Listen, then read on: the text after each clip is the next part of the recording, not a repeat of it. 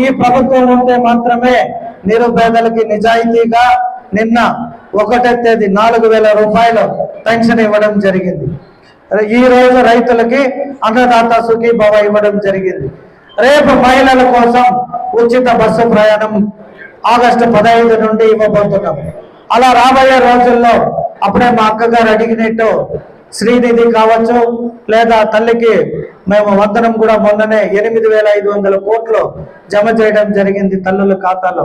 కాబట్టి మాటల ప్రభుత్వం కాదు, ఇది చేతల ప్రభుత్వం, చెప్పింది చేసే ప్రభుత్వం నారా చంద్రబాబు నాయుడు గారి ప్రభుత్వం అని మరొకసారి మీ అందరికీ తెలియజేస్తూ, దయచేసి ప్రతి ఒక్కరిని నేను మరొకసారి కోరుకునేది, ప్రభుత్వం ఎన్ని కష్టాల్లో ఉన్నా ఇచ్చిన మాట నిలుపుకోవడానికి ఆహర్నిశలు కష్టపడుతున్న మన ముఖ్యమంత్రి శ్రీ నారా చంద్రబాబు నాయుడు గారికి, అలాగే కూటమి ప్రభుత్వానికి, అలాగే పవన్ కళ్యాణ్ గారికి, బీజేపీ నాయకులందరికీ కూడా నా పేరు పేరున